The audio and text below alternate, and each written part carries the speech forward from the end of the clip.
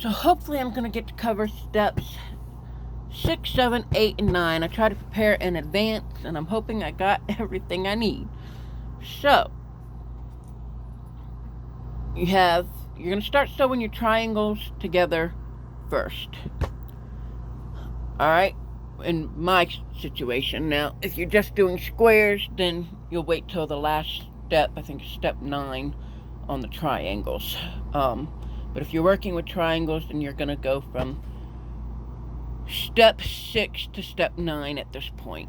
Okay, so if you're working with triangles, you sew your triangles before you do your squares.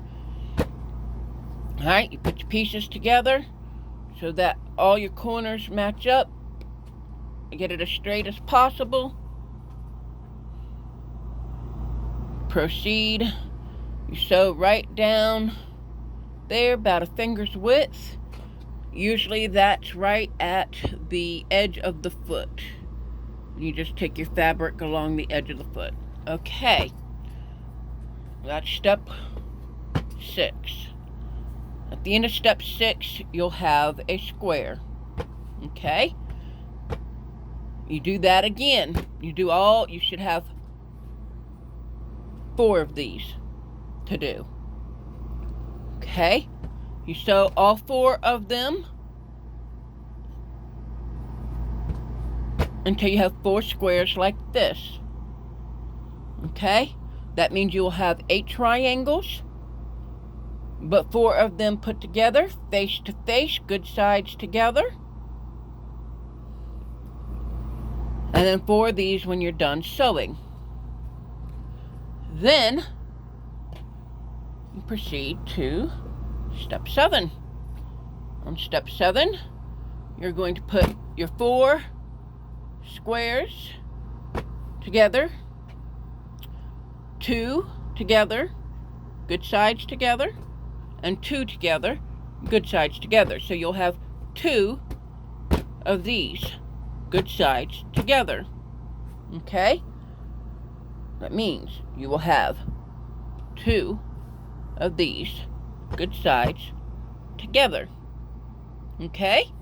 Then you sew 1/4 inch. These are demonstrations, so I didn't sew a straight line. You want to sew a straight line, but these are demonstrations. I was just throwing it together real quick to show y'all a demonstration video.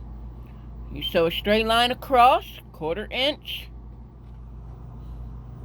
When you're done sewing it, you open it up, and you will have 2 piles of these where they have been sewed together. Okay? Then you flip it that way on top of the other pile, and you sew 1/4 inch, whatever, finger width, however you want to say it. Follow the edge of your foot, however you want to say it, straight on down. And when you open it up, you'll have 1 square.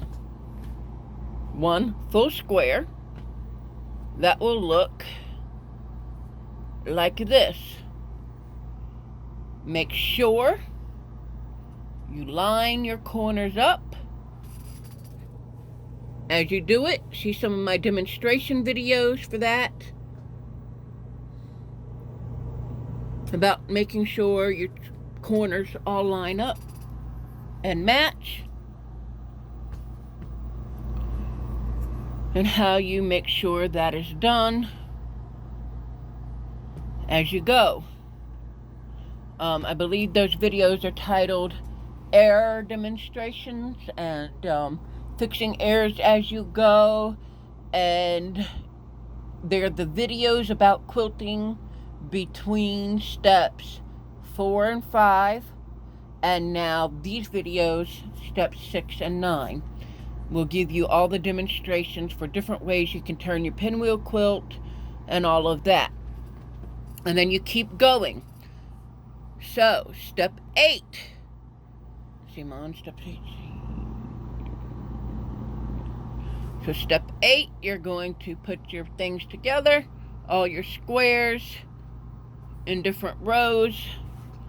This is usually when I like to, after I get all of my triangles sewed together and piled up, that's when I usually like to go through and see how many I have of each of the squares, how many I have of everything, each one. And then I redo a pattern as discussed in one of the other videos to the appropriate amount of squares I have, and see how I like it and get a visual on it that way. And then I proceed to creating my rows. So it would be one of these, okay, one of these, and then another one of these. That would be step 8 and 9, okay? And you just keep going. To sew these together, which I'll get to that in another video, because when I get to that step, but it's going to be a few days before I get to that step. You're going to do it like this. You're going to sew 1/4 inch, fingers width, follow the edge of your foot across there, fold it down. That's a traditional quilt. On my quilt, because I want fuzzies around it, I'm going to be doing differently than traditional. I want to make sure my edges are up instead of hidden inside. So I'm going to be sewing it like this, where the good sides are that way. Then when I open it up, it's going to be like that, and there's going to be this edge on it when it's all said and done. That then I'm going to chop it up real good and wash it, and it's going to be all frizzy and soft and fuzzy. So that's what I'm going through with this. All the traditionals, don't do that way. I'm a rebel at heart.